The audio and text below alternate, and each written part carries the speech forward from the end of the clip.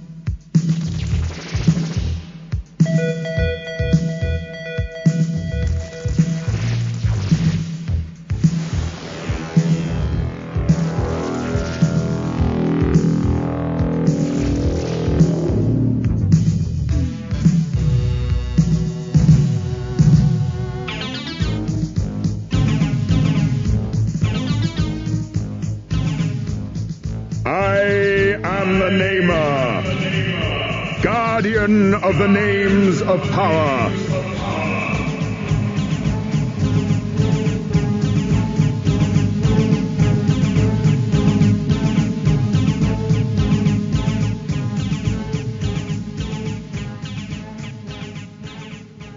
Before your world even existed, my people were an ancient race. Now they are gone, and only I remain, keeper of my people's history. Across the endless tracts of space have I traveled, to return to the planet of my birth, Zoid Star.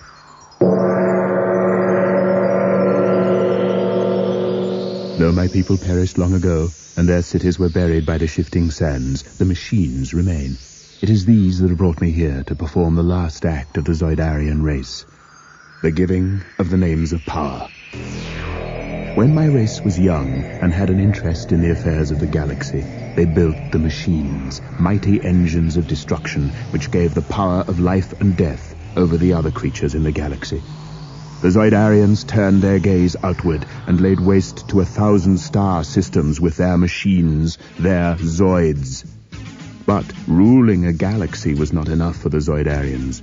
It was not the conquests, but the battles they enjoyed. And though all intelligent life trembled in the shadow of the Zoids, my people battled on, machine against machine, Zoidarian against Zoidarian, in the further pursuit of glory. Zoidarian lives were needlessly sacrificed to the god of battle, and the race dwindled in numbers until the elders outlawed the Zoid duels. But they couldn't outlaw the Zoidarian love of combat. The Zoidarian pilots of the giant war machines were replaced by androids, and thus the heroic combat could continue without threat to Zoidarian life. Too late came the order. Too late to save a once mighty race from extinction, and now only I remain. Only I and the Zoids. And though my people created the Zoids, I have no power to control them. For the war machines have become the living embodiment of the Zoidarian thirst for combat, with lives and wills of their own. They exist only to fight, to ensure that their heroic combat lasts for all eternity. Now I stand on the sand-blasted surface of a world I used to call home, high on a rock, scanning the horizon for some sign of movement, knowing that out there, behind the sand clouds, lurk the deadliest war machines in the universe.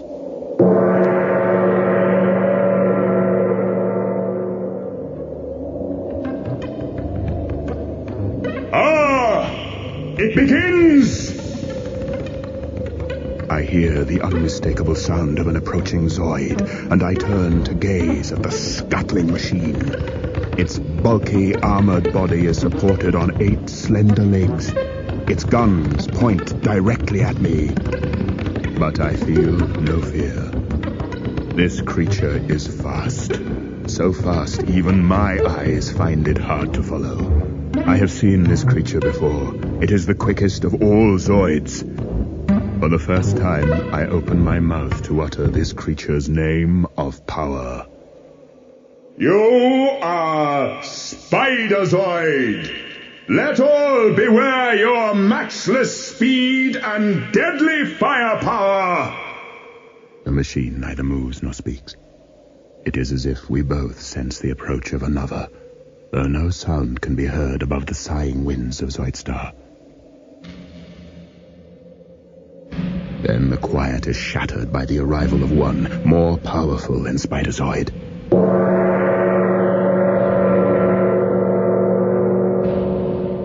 This machine walks on two legs. Its guns spray death across the landscape, though again, I do not fear for my own safety, for it is Spider-Zoid who is the target.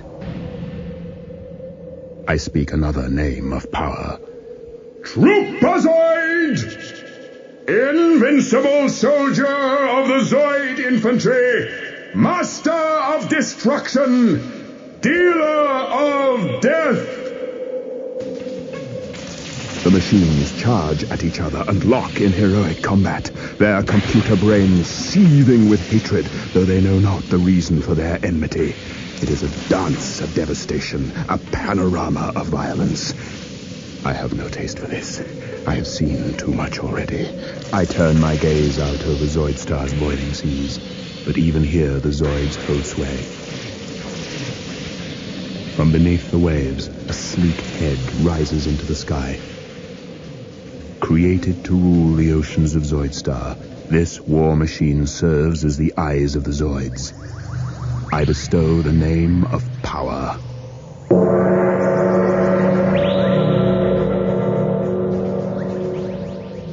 Hydra-Zoid, tireless swimmer in the water worlds of the outer gulfs. None can escape your gaze.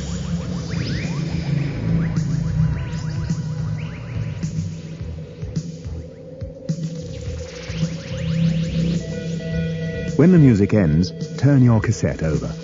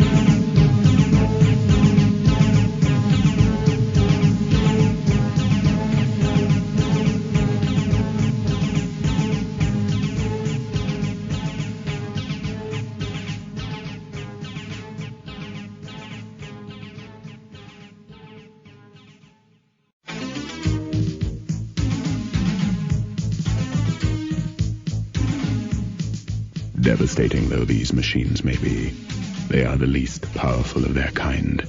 Stronger and more savage are the Power-Zoids. Giant machines whose very passing can topple mountains. Even now, a Power-Zoid approaches, its long neck snaking this way and that in search of enemies to destroy. There is a tang of danger in the air, but the Power-Zoid moves forward steadily. This is a creature of brute power. Its own strength is protection enough from most enemies. It carries no sensitive scanning equipment. It has no need for caution.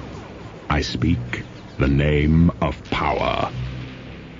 The giant Zerk! All that stand in his path must perish!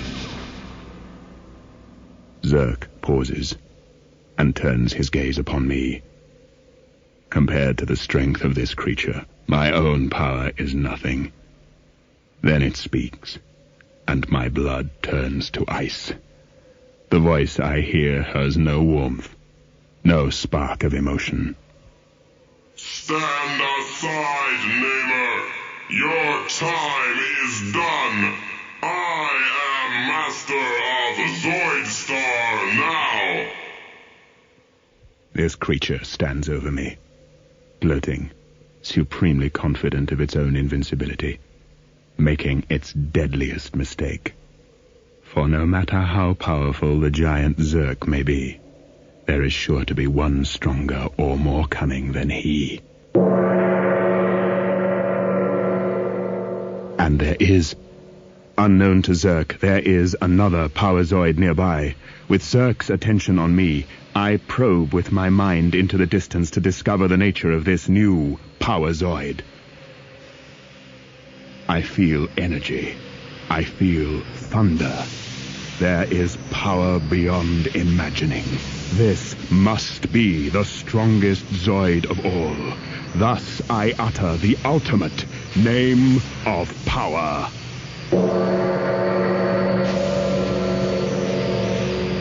Zoidzilla! Monarch of Machines! But Zerk hears my words too late. Before he can defend himself, Zoidzilla has opened fire. A withering blast of lasers bites deep into the metal flesh of the giant Zerk. Zerk recovers and fires back. The carnage has begun again.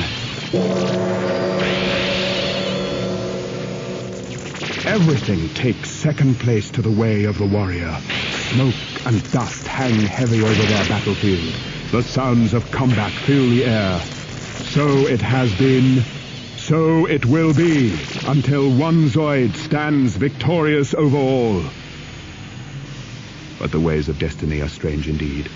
Though it seems as though the Zoids must battle among themselves for all eternity, fate provides them with an escape, in the shape of their deadliest foes, the Red Zoids. I remember how I, the Namer, last of the Zoidarians, stood witness over the birth of the Red Zoids. I was returning to Zoidstar. The Zoids under my command were in need of repairs and fuel. We never completed our journey. Our ship made a forced landing on Zoidstar's blue moon. I nearly perished in the crash.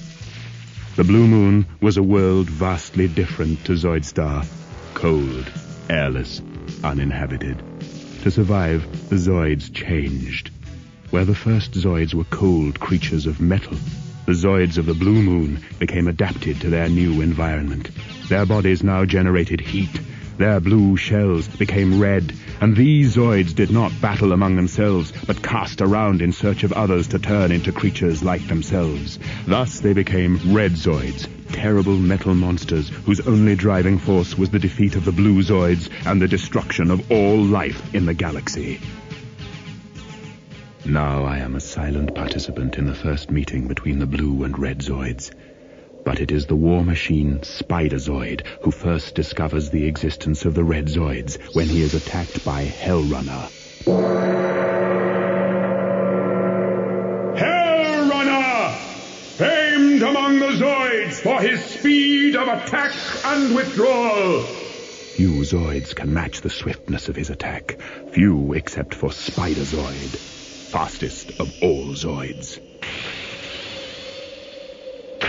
Spider Zoid returns the fire, shattering Hellrunner's legs beneath him. And before Hellrunner can even hit the ground, Spider Zoid is moving, speeding away to warn the rest of the blue Zoids of this strange new menace.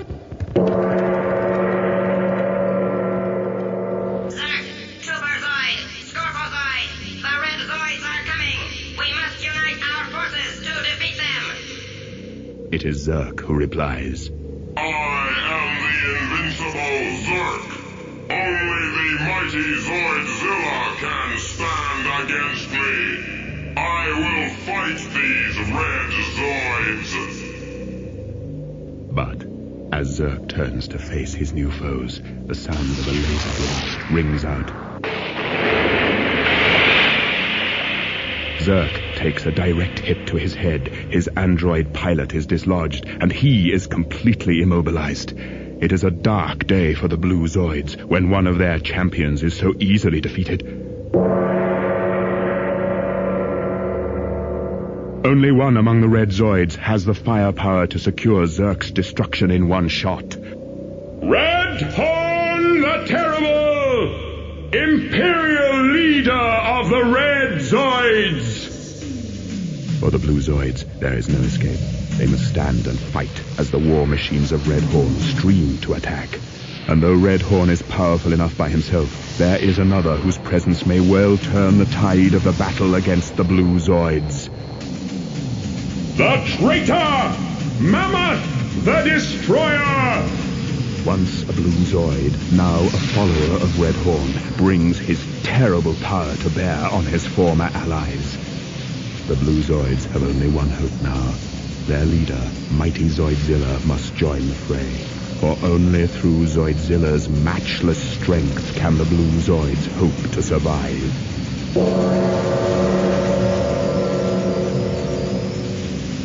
It is the never-ending battle between Red and Blue Zoids. It has been waged for centuries.